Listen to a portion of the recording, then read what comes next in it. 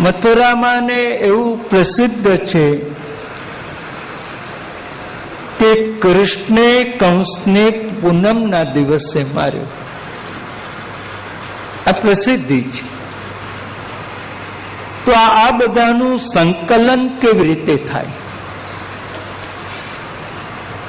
આવું બધું ઘણું આપણે ત્યાં કરવા જેવું છે. આ બધું થતું નથી.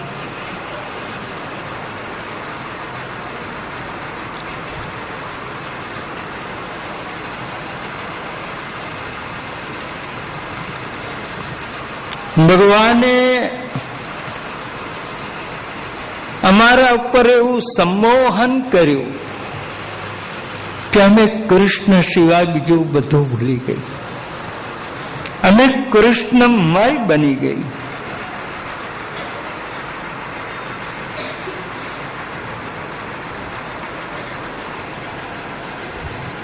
તો પણ અમે ભીખ નથી માંગતી.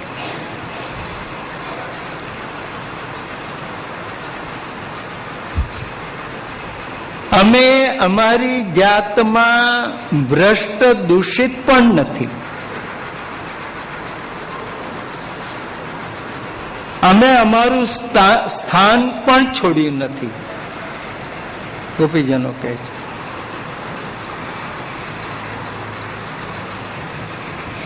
ભલે કૃષ્ણ ગયા પણ થોડી સરખી એની કથા, એની કથાના 2 વાક્યો, 2 શબ્દો, વધારે નહીં. એક બહુ મોટું પરિવર્તન કરી નાખે, એક બહુ મોટો અનર્થ ઉત્પન્ન કરી દે છે.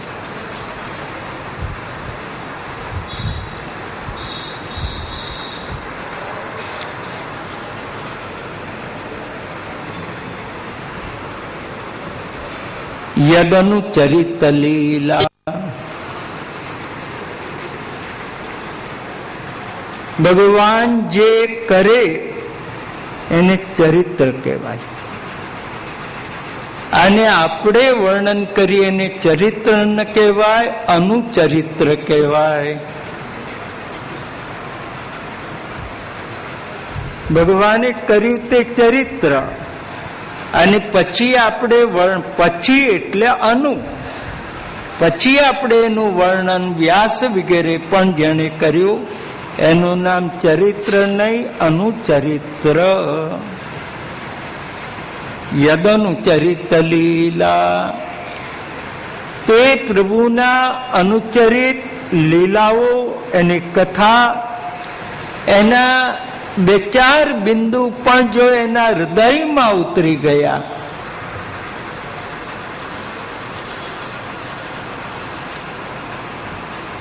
એ અમૃતના 2-4 ટીપા ઉતરી ગયા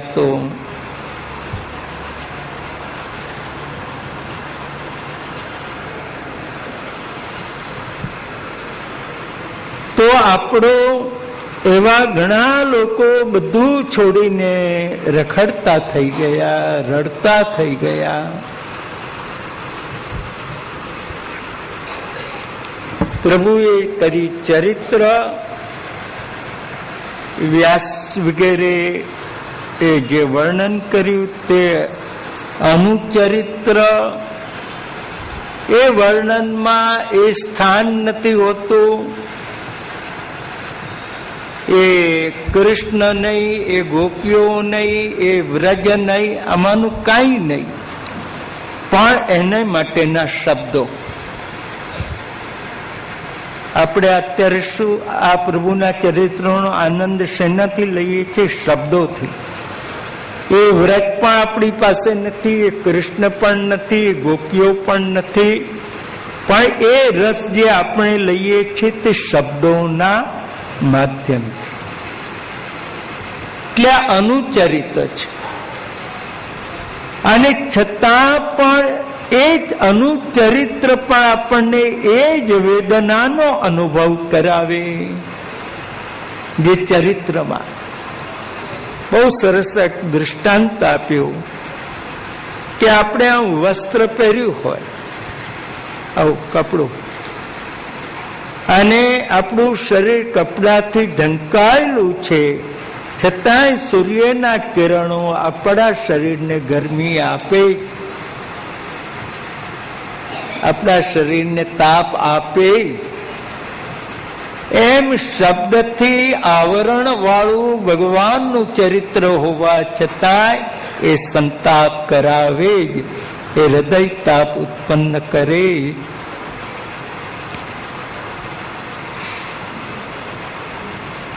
શબ્દ વ્યવહિતમ અપિ તથા કાર્યમ સંપાદયતિ યથા નિદાગે વસ્ત્રાદિ વ્યવહિતેપી ભાનુઃ સંતાપયતિ.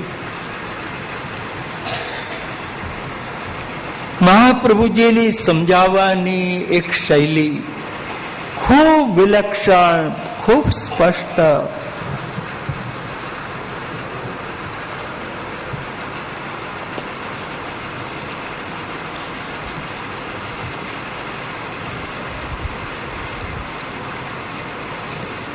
ભગવાનની લીલાઓ, ભગવાનના ચરિત્રો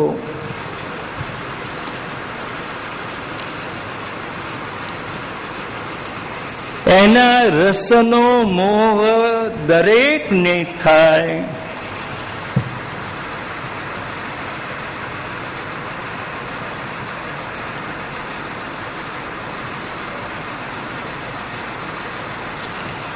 ભગવાનની કથા શ્રવણ કરવામાં આપણે બહુ મહેનત કરવી પડે.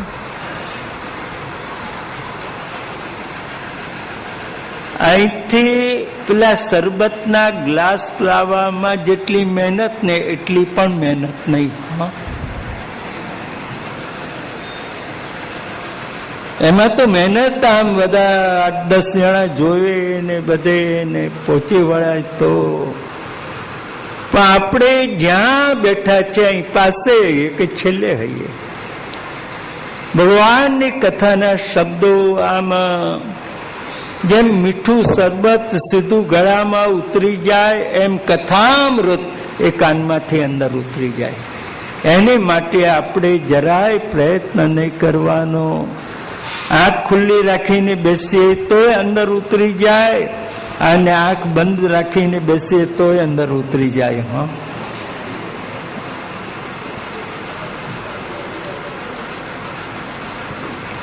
અંદર મહાપ્રભુજીએ લખેલું કહું છું. હા, નિમીલિત ક્ષણેનાપે કથામૃતમ પાતુમ શક્યમ. આંખ બંધ કરીને જે કથામાં બેઠા હોય ને તે કથામૃત પી શકે છે. એટલે જાગતા હોય તે જ કથા સાંભળે એવું નહીં, ઊંઘતા પણ.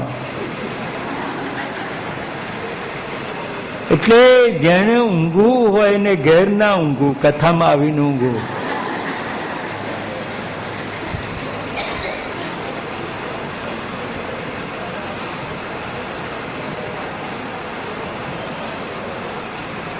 પણ અધિક કથામૃત પીએ તો શું થાય? આ શરબત વધારે પીએ તો શું થાય? તકલીફ થાય આપણને. તો વધુ કથામૃત પીએ તો કોઈ તકલીફ થાય ખરી?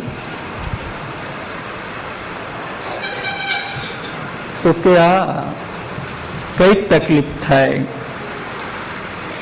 બહવ ઇહ વિહંગા ભિક્ષુચર્યાંચરંતી. સકર દાદાના એક વાર પીએ તો પણ મુશ્કેલ, એના ભાન ગુમાવી દે તો વધારે કથા રસપાન કરે તો